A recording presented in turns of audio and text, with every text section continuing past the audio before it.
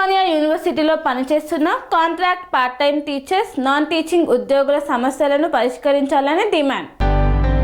తెలంగాణ రాష్ట్రంలోని ఉస్మానియా యూనివర్సిటీలో పనిచేస్తున్న కాంట్రాక్ట్ ఉద్యోగులు, పార్ట్ టైం ఉపాధ్యాయులు, నాన్ టీచింగ్ ఉద్యోగుల సమస్యలను ప్రభుత్వం వెంటనే పరిష్కరించాలని ఓయూ ఉద్యోగ జేఏసీ నాయకులు డిమాండ్ చేశారు.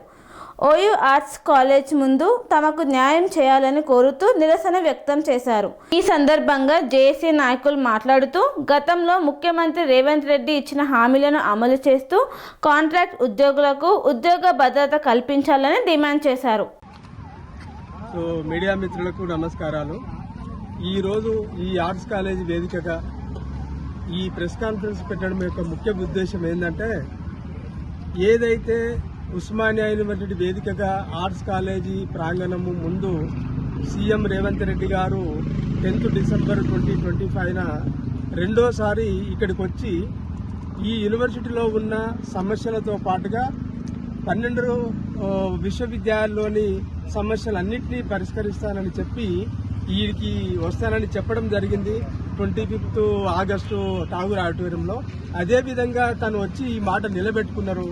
కాకపోతే విషయం ఏంది అని అంటే, ఏదైతే సమస్యలు ఇక్కడ ఉన్నాయో, ఇక్కడ ఉన్నటువంటి టీచింగ్ కానీ, నాన్ టీచింగ్ కానీ, రెగ్యులర్, కాంట్రాక్టు, అవుట్ సోర్సింగ్, విద్యార్థులవి కానీ, లేకుంటే మౌలిక వసతులకు సంబంధించిన విషయాల మీద కానీ ఎలాంటి ప్రాబ్లమ్స్ ఇక ముందు రాకుండా ఉండటానికి దీన్ని ఆక్స్ఫర్డ్ యూనివర్సిటీ, స్టాన్ఫర్డ్ యూనివర్సిటీ చేస్తా అని చెప్పి మళ్ళీ వస్తా అని చెప్పారు. కాబట్టి వచ్చిన తర్వాత కేవలం జీవో తీసుకొని వచ్చినారు తప్ప ఆ జీవోలో 1000 కోట్లు ఇస్తా అని చెప్పినారు. దానికి చాలా సంతోషము. మేము సీఎం గారికి మేము థ్యాంక్స్ చెప్తున్నాము.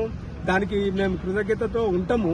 కాకపోతే ఏంటంటే, డబ్బులు ఇవ్వడమే కాదు కదా, ఇక్కడ ఉన్నటువంటి విద్యార్థులు కానీ, లేకుంటే మేము మా ఎంప్లాయీస్ కాంట్రాక్ట్ కానీ, రెగ్యులర్ కానీ, అవుట్ సోర్సింగ్ కానీ, పార్ట్ టైం ఇక్కడ ఉన్నట్టు పనిచేస్తున్నటువంటి వీళ్ళందరూ, అంటే ఇన్ని రోజుల నుంచి యూనివర్సిటీని గత 25 సంవత్సరాలుగా యూనివర్సిటీలను కాపాడుతున్నటువంటి పార్ట్ టైం అధ్యాపకులు కానీ, కాంట్రాక్ట్ అధ్యాపకులు కానీ, టైం స్కేల్ ఎంప్లాయీస్ కానీ, నాన్ టీచింగ్ కాంట్రాక్ట్ ఎంప్లాయీస్ కానీ, హాస్టల్లో విద్యార్థులకు బండి పెడుతున్నటువంటి అవుట్ సోర్సింగ్ హాస్టల్ ఉద్యోగులు అయినటువంటి అవుట్ సోర్సింగ్ వాళ్ళు కానీ, అంటే రెగ్యులర్ టీచర్స్ కూడా అవుట్ ఆఫ్ వాళ్ళవి కూడా చాలా సమస్యలు ఉన్నాయి.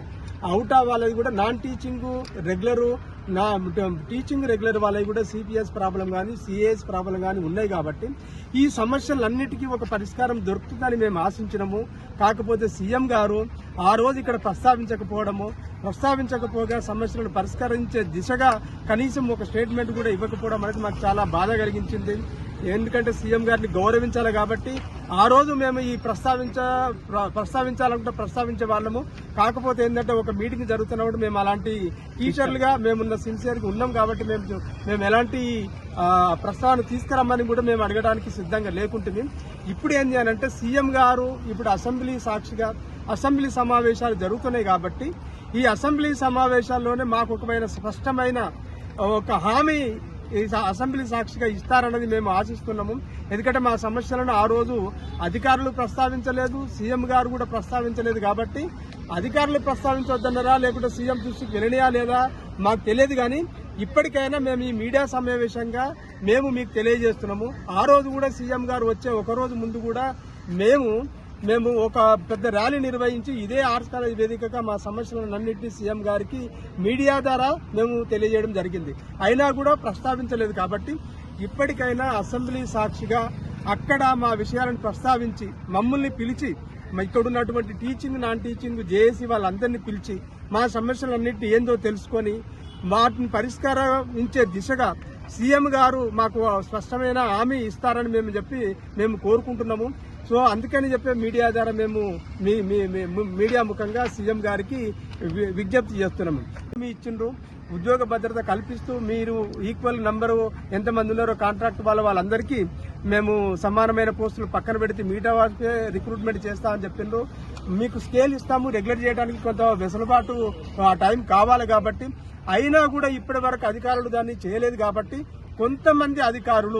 కొంతమంది అధికారులు సీఎం గారు ఇచ్చినటువంటి హామీని అడ్డుపడుతున్నారు. కాబట్టి ఇది అల్టిమేట్ గా సీఎం కు, ప్రభుత్వానికే చెడ్డ పేరు వస్తుంది. కాబట్టి ఈ అధికారులు ఎవరైతే ఉన్నారో ఈ అధికారులందరినీ కూడా సీఎం గారు వారితో మాట్లాడి వాళ్ళని కంట్రోల్ చేస్తూ మాకు ఈ ఇచ్చిన హామీని నెరవేర్చే విధంగా మాకు ఒక హామీ, స్పష్టమైన హామీ ఇచ్చి మాతో మాట్లాడాలని మేము సీఎం గారికి విజ్ఞప్తి చేస్తున్నాము.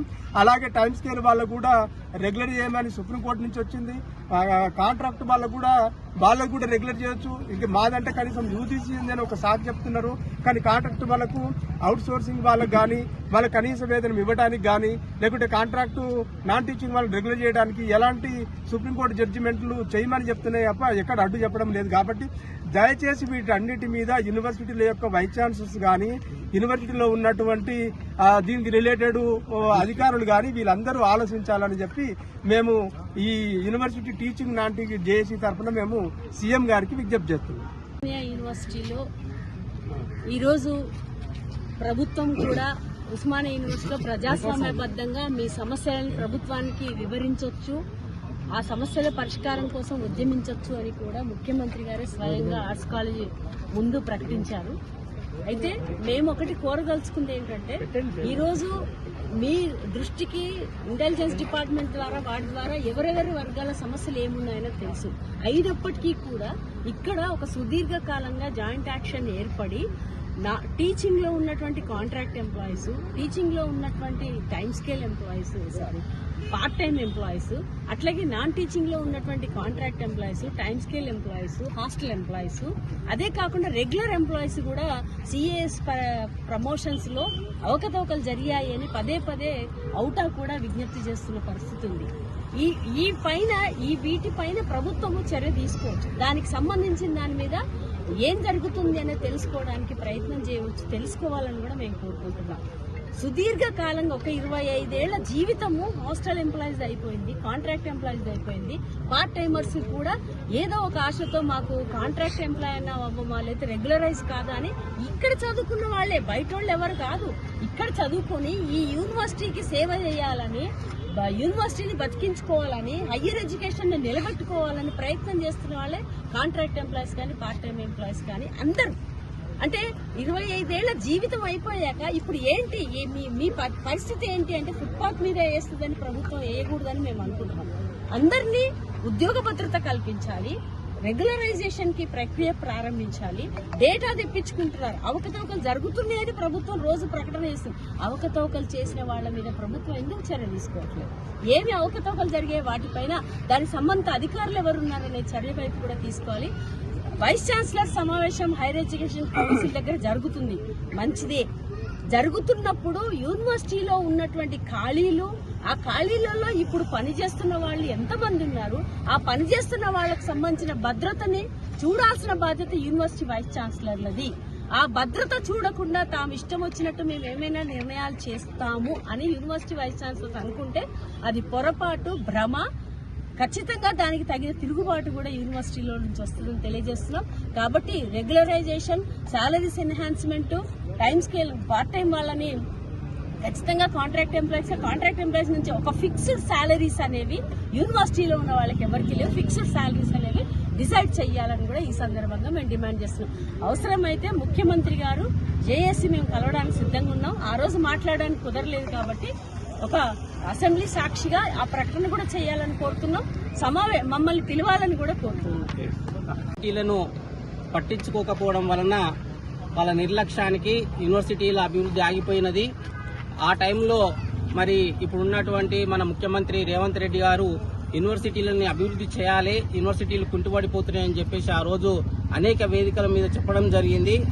అయితే మరి ప్రభుత్వం ఏర్పడి ఇప్పటికి 2 సంవత్సరాలు అవుతున్నప్పటికీ గత ప్రభుత్వం ఏ విధంగా యూనివర్సిటీల్లో నిర్లక్ష్యం ఉన్నదో సేమ్ అదే పద్ధతి ఇప్పుడు కూడా నడుస్తున్నది. ఎక్కడ కూడా యూనివర్సిటీల అభివృద్ధి అనేది ఎక్కడ కూడా కనబడట్లేదు. ₹1 కూడా యూనివర్సిటీలకు ఎక్స్ట్రా ఇవ్వట్లేదు. ఈ యూనివర్సిటీలో ఎలాంటి అభివృద్ధి జరగడం లేదు.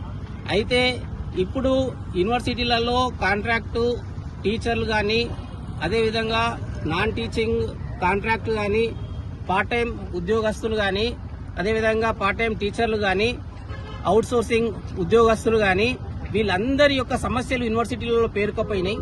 ఈ సమస్యలని ఒక్కొక్క దానికి పరిష్కారం చూపించుకుంటూ పోతే ఈ యూనివర్సిటీలు అనేవి అభివృద్ధిలో ముందుకు పోతాయి.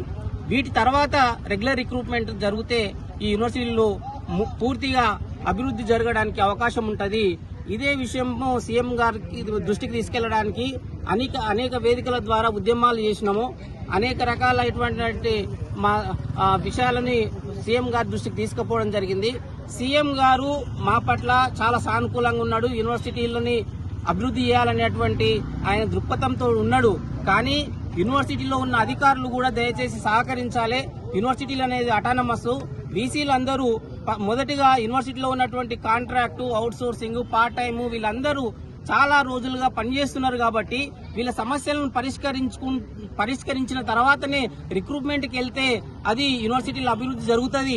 అలా కాకుండా కేవలం మేము రిక్రూట్మెంట్కి వెళ్తామంటే యూనివర్సిటీలలో రిక్రూట్మెంట్కి పోయిన తర్వాత వాటిపైన వివిధ కేసులు పడి మళ్ళీ ఆగిపోతే దాన్ని ప్రభుత్వమే ఆపిందని చెప్పేసి ప్రభుత్వానికి చెడ్డ పేరు తీసుకొచ్చే అవకాశం ఉంటుంది.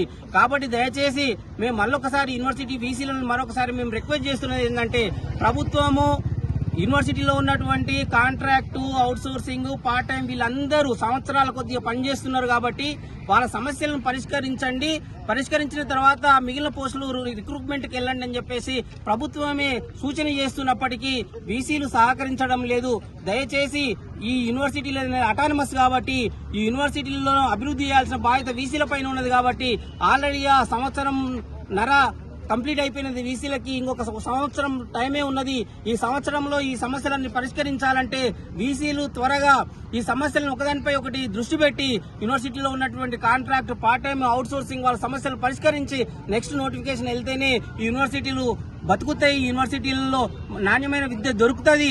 లేని కారణంగా యూనివర్సిటీలలో ప్రభుత్వానికి ఎంతైతే బాధ్యత ఉన్నదో ఈ యూనివర్సిటీలను నిర్లక్ష్యానికి గురి చేయడానికి ముఖ్య కారకులు వీసీలు కూడా ఒక కారణమవుతారని చెప్పేసి మేము మరొకసారి వీసీలందరికీ సవినయంగా మనవి చేసుకుంటున్నాము. స్వామి బోధానంద గోసేవ ఆశ్రమం సైథాపూర్. జ్యోతిష్యం, వాస్తుశాస్త్రం మన పూర్వీకులు మనకిచ్చిన వరం. దుర్గాదేవి, కాలభైరవ ఉపాసనతో వాక్సిద్ధి పొందిన శ్రీ శ్రీ బోధానందగిరి స్వామివారు మీకు ఎలాంటి సమస్యలున్నా వాటిలో ముఖ్యంగా ధన నష్టం, ఆరోగ్య నష్టం, భార్యాభర్తల మధ్య గొడవలు, ప్రేమించుకున్న వారు దూరం అవడం, ఎన్ని సంబంధాలు వచ్చినా పెళ్లి ముడి పడకపోవడం, రోడ్డు ప్రమాదాలు, అప్పుల బాధలు, వ్యవసాయంలో నష్టాలు, పెద్దల మాట పిల్లలు వినకపోవడం, ఆరోగ్య శాంతి, గృహశాంతి, మనశ్శాంతి లేకపోవడం, ఇలాంటి సమస్యలు ఉన్నట్లయితే ఒక్కసారి స్వామీజీని కలవండి. మీ సమస్యలకు తగిన పరిష్కారాన్ని పొందండి. అంతేకాక అన్ని రకాల వ్యాధులకు గోపంచగవ్య మరియు మూలికా వైద్యం చేయబడును. నమ్మకంతో రండి, ఆయురారోగ్యాలతో వర్ధిల్లండి. మా అడ్రస్ స్వామి బోధానంద గోసేవ ఆశ్రమం, సైథాపూర్, వీరభద్రస్వామి గుడి దగ్గర, యాదగిరిగుట్ట. సంప్రదించవలసిన నెంబర్ 9849213754 మరియు 9618034138.